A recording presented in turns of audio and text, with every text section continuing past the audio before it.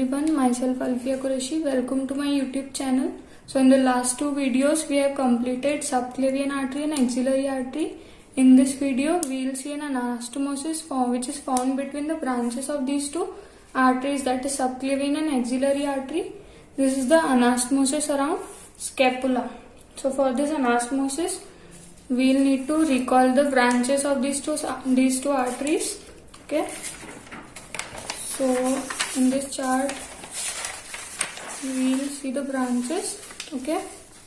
So for the subclavian I have told you a mnemonic: vitamin C and D. So from V there is vertebral, from I internal thoracic, from T thyrocervical, from C costocervical, and from D dorsoscapular.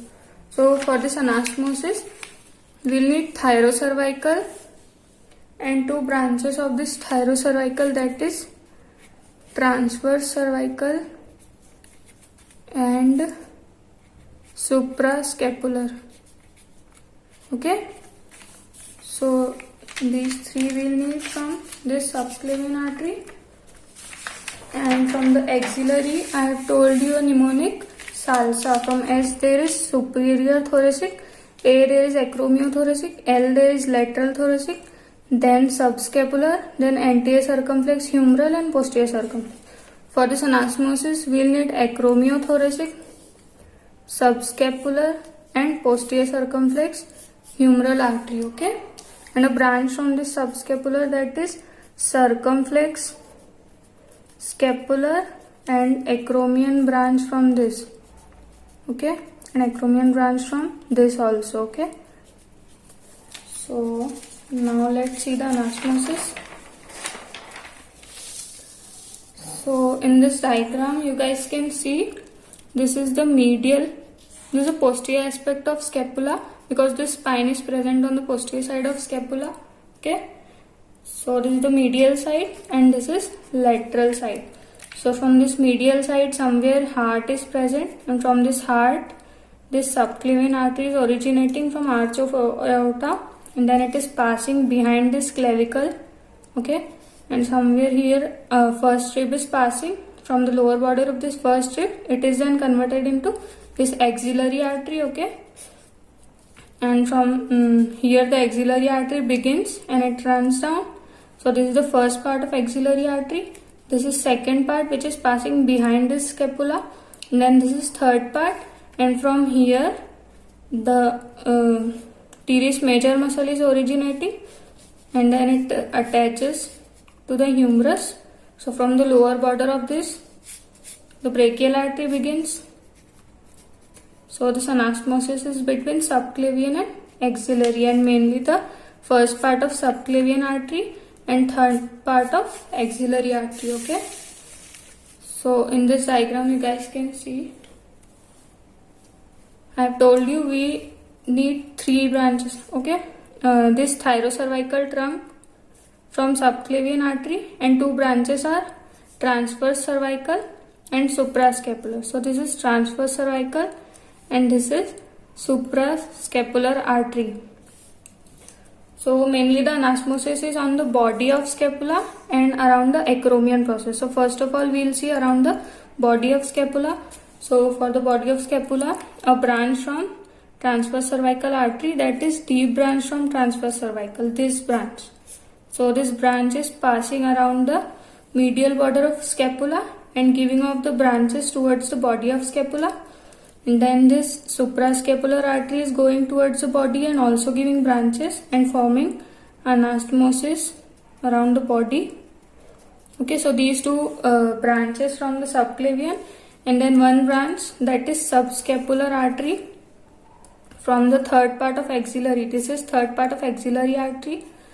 So subscapular artery from this third part, and branch named circumflex scapular artery. Okay, which is going towards the body and forming anastomosis with the branch of this deep branch of transverse cervical artery. Okay, so this is the anastomosis around the body. And for acromion process, three acromion branches. Okay, so first is this thoracoacromion. Okay, thoracoacromion from the first part of axillary artery. Okay, Then from the posterior circumflex humeral artery. This is anterior circumflex humeral artery. This is posterior circumflex humeral artery. Okay. So from acromial branch of this posterior circumflex humeral artery and acromial branch from this subscapular artery. Okay.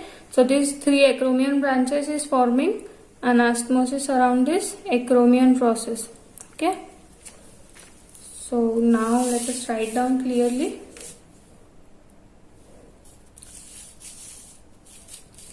First of all, on the body of scapula.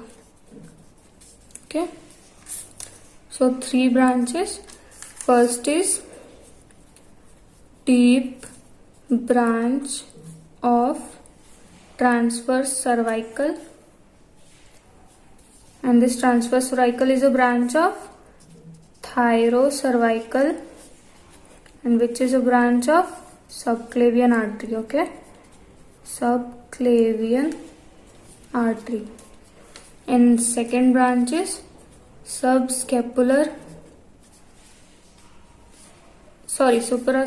artery, suprascapular, which is a branch of thyrocervical, which is a branch of subclavian. Okay. And third is from axillary, that is circumflex scapular, which is a branch of subscapular artery and which is a branch of axillary artery. Okay, third part of axillary artery. Okay, so these three branches are forming anastomosis around the body, and for acromion process,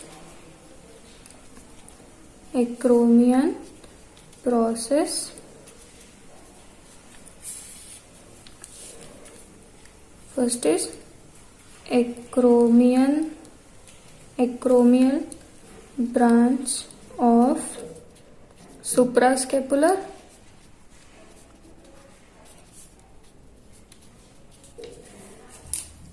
suprascapular, that is a branch of thyrocervical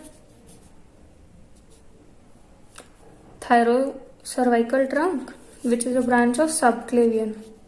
Okay, and then acromial branch of acromiothoracic, that is the branch of first part of axillary artery. Okay, then third branch is acromial branch from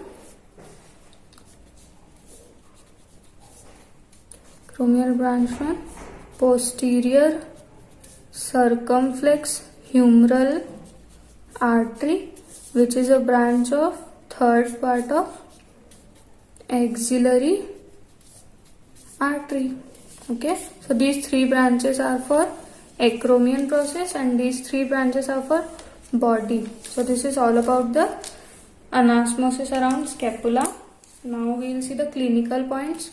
So the main function of every anastomosis is to provide the collateral circulation. Okay, so clinical, what is the clinical? To provide collateral circulation, or second option for maintaining the blood supply if there is any blockage to the main arteries. Okay, to provide collateral circulation to upper limb if there is blockage in first part of subclavian artery,